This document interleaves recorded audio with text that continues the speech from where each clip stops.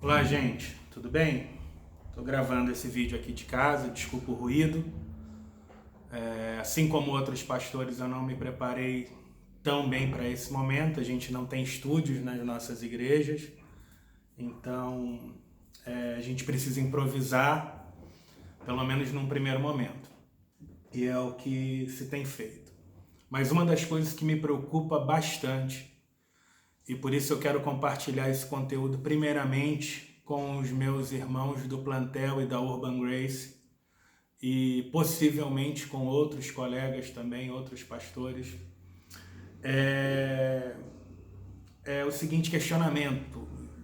Eu não sei até que ponto nós estamos entendendo de fato a gravidade dos acontecimentos, porque a maior parte dos pastores com quem eu interajo via redes sociais está muito mais preocupado com ciências políticas, com o rumo político do nosso país, do que com evangelismo, do que com discipulado, do que vida com Deus, pregação do evangelho.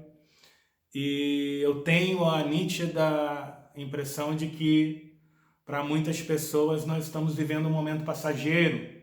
Então a gente ainda continua vivendo na base do improviso, como se a igreja fosse reabrir suas portas amanhã, ou semana que vem, ou no mês que vem, quando, na verdade, é bem provável, quase certo, de que as igrejas não reabram os seus templos até o mês de junho ou julho.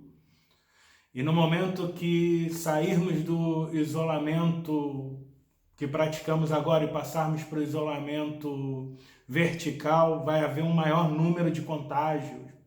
Aí sim nós teremos um grande pico, um grande aumento no número de casos de contaminados, de infectados com coronavírus. E novamente é provável que a igreja volte ao confinamento. Nós estamos vivendo uma situação que até alguns meses era totalmente impensada. Ninguém imaginava que a igreja brasileira fosse viver da maneira que a gente está vivendo. A gente vive num país livre, não tem perseguição, não tem nada disso. No entanto, sem necessidade de perseguição política ou religiosa de nenhuma espécie, nós fomos despejados dos templos, nós fomos confinados às nossas casas. E não adianta culpar Bolsonaro, não adianta, pelo amor de Deus, culpar o partido A, B ou C. Quem fez isso foi o próprio Deus. Porque se Deus de fato é soberano, ele não foi surpreendido por esse momento na história. Nós tínhamos e temos uma igreja que não valoriza os mínimos princípios da palavra de Deus. E de tempos em tempos, quando o povo de Deus se desvia, Deus castiga o seu povo, Deus disciplina quem ele ama, e nós estamos debaixo dessa disciplina de Deus. Nós, pastores em nossas congregações, estamos debaixo da disciplina de Deus porque temos nos portado de maneira desobediente. Então é tempo de rever as nossas prioridades. Né? Acerca das brigas políticas, eu gostaria de ler um versículo.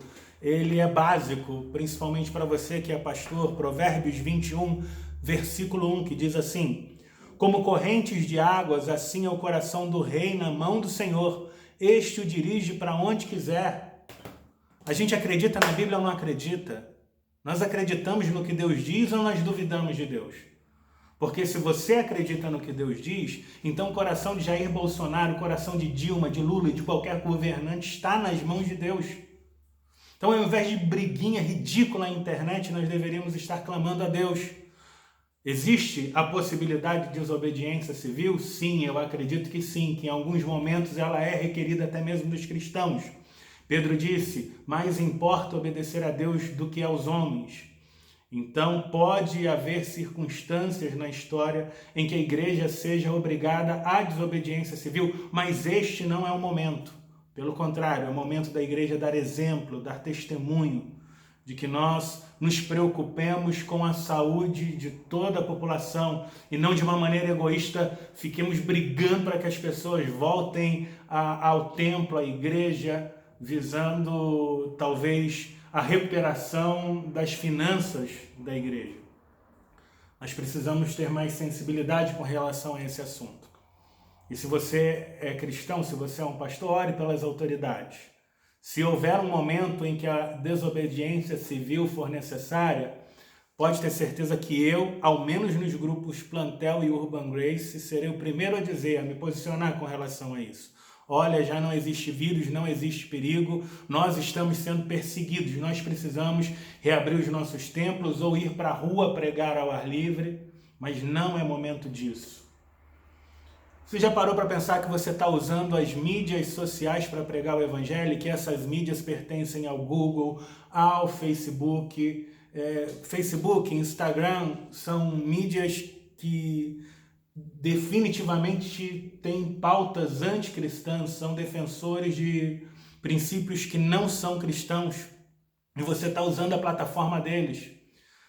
E se de uma hora para outra o Google, o YouTube, o Facebook começar a proibir as lives dos crentes, o que é que você vai fazer, pastor? Você já pensou nisso? Ou você fica só pensando em briga pela internet, em defender Bolsonaro, ou em defender a esquerda, defender a direita? Você está perdendo tempo, meu irmão. A qualquer momento você pode ser expulso, aí sim, banido das redes sociais. Basta que algum desses grupos que você ataca politicamente denuncie a sua live. Então tenha cuidado, seja prudente, independente da sua posição política partidária. Você é cidadão, você tem direito a um posicionamento político, mas você não foi chamado a fazer política com P minúsculo. Nós somos homens políticos com P maiúsculo. Pensamos no bem-estar da população, bem-estar social, bem-estar espiritual, etc. Nosso ministério precisa ser exercido de maneira diferente. Nós precisamos exercer o ministério de maneira profética, mais do que qualquer outra coisa. O perfil pastoral não é mais um perfil sacerdotal nesse momento, é um perfil profético. Mais do que nunca, a nossa missão de pregadores deve ser prioritária. E nós precisamos também repensar a nossa eclesiologia. Nós estamos agora no conforto de casa, nós estamos imaginando que a quarentena vai acabar dentro de uns dias. E se não acabar? E se a gente for obrigado a viver dessa maneira até dezembro? E aí, não teremos mais batismos? Não teremos mais a ministração da ceia do Senhor? Talvez você, batista, me ouvindo nesse momento, esteja indignado. Eu também sou batista. Eu também entendo que a ceia não é um sacramento, mas é um momento maravilhoso da igreja. E a ceia na igreja primitiva era ministrada no ambiente do lar, pelo líder do lar.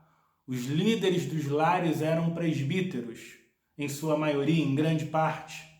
Eram irmãos que se reuniam em um grupo pequeno para celebrar. Aquilo que acontece na casa dos seus membros enquanto você transmite a live não é um culto?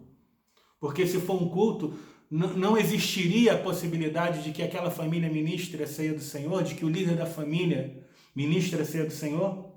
Nós temos diáconos oficiando batismo no Novo Testamento, no livro de Atos. Então a nossa eclesiologia ela precisa ser repensada. Nós estamos em um momento de repensar a eclesiologia, um momento em que livrinhos de Mark Dever, onde o mundo de Mark Dever é muito bonitinho. É o mundo de igrejas que funcionam, que os crentes sentam nas cadeirinhas, um na frente do outro, vamos fazer a nossa assembleia para discutir isso e aquilo. Isso não existe mais. A igreja de Mark Dever não existe mais, daquele jeito não existe mais. Não estou me opondo às 9 marcas da igreja saudável, acho de uma sabedoria incrível, acho que tem um forte embasamento bíblico. Mas Mark Dever não é um missiólogo que você precisa para esse momento. Então me atrevo, antes de concluir, a indicar algumas literaturas. Eu acho que isso é o que o cristão deveria ler. Você, pastor, precisa ler isso nesse momento, movimentos de plantação de igreja, e você vai se surpreender ao descobrir que a maioria das igrejas ao redor do mundo não funcionam da maneira que a sua igreja funciona, e Deus está nelas, Deus está abençoando elas. São reuniões muito mais orgânicas e informais do que você imagina. Igreja simples. Se você caminha com a gente no Plantel e na Urba ainda não leu esse livro, talvez a minha mentoria não esteja valendo de nada, eu preciso rever os meus conceitos e aquilo que eu aconselho a vocês, porque desde o início eu disse, comprem este livro e leiam, isso é um tesouro. Igreja Total, editora Tempo de Colheita. Aliás, 2 livros do Tim Chester, esse aqui Igreja total e a mesa com Cristo. É isso aqui, não é 9 marcas da igreja saudável não, que você vai ler agora, isso você já leu.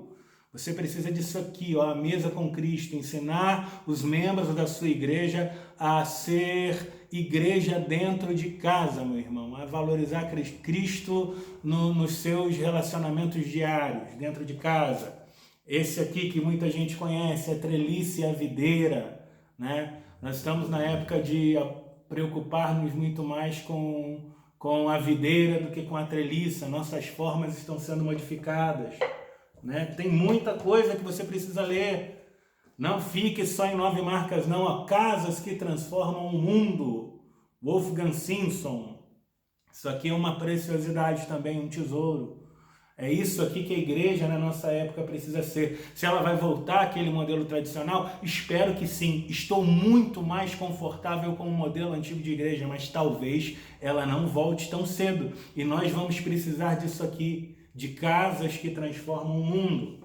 Autor que eu detesto, Frank Viola, não gosto de cristianismo pagão, mas recomendo a você esse livro, Igreja Reconfigurada. Tem muito mais sabedoria neste momento para a gente, nesse livro aqui, do que na maioria dos livros dos calvinistas que você conhece. Multiplique, Francis Chan, eu não estou ganhando um centavo de editora nenhuma. Editora Mundo Cristão, tudo isso aqui está muito barato no Kindle.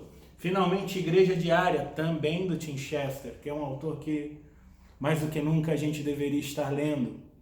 Igreja Diária, Comunidades do Evangelho em Missão. É isso aqui, meu irmão, é missiologia. É missiologia. Você precisa ser um missiólogo nesse momento. Todo pastor tem que ser um missiólogo. E a nossa eclesiologia precisa ser repensada urgentemente.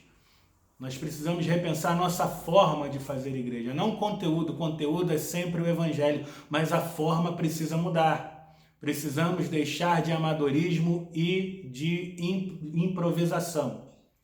Se amanhã o YouTube e o Facebook, dono também do Instagram e do WhatsApp, decidirem banir as lives cristãs, julgando que o que a gente faz é discurso de ódio, como já aconteceu, você vai estar muito encrencado. E se você não está preocupado e pensando nessas coisas nesse exato momento, as suas prioridades estão erradas. Então, pelo amor de Deus, deixe de ficar pensando em Mandetta e Bolsonaro. Vá orar pelos governantes. Provérbios 21, como correntes de água, assim é o coração do rei na mão do Senhor. Este o dirige para onde quiser. Está na mão de Deus o coração deles. Então você diz, Senhor, se é a tua vontade, faz isso com Bolsonaro. Deus, se é a tua vontade, faz isso com Mandetta. E me deixe, por favor, pregar o evangelho, Senhor. As autoridades, estou colocando agora nas tuas mãos. É isso que você tem que fazer. Você é um pastor, você não é um cientista político. Então cumpra a sua missão cabalmente, seja um pregador do evangelho e entenda, pelo amor de Deus, a época que você está vivendo. Porque a igreja que você conhecia pode não existir mais. E eu acredito que assim como o oleiro que quebrou um vaso para poder refazê-lo segundo a sua vontade, Deus tem quebrado a igreja brasileira e mundial para que essa igreja tenha a oportunidade de se refazer. Então fica aqui a minha admoestação, meu conselho para vocês. Não sou pai de ninguém. Quem quiser, ouça. Quem quiser criticar, critique. Não vou ter tempo para ler as suas críticas. Estou ocupado com a igreja, estou ocupado com a evangelização, estou ocupado pensando na sobrevivência da igreja brasileira e acredito que você devia fazer o mesmo, ao invés de ficar criticando o vídeo dos outros na internet. Tá bom? Deus abençoe você. Fique com Deus e juízo.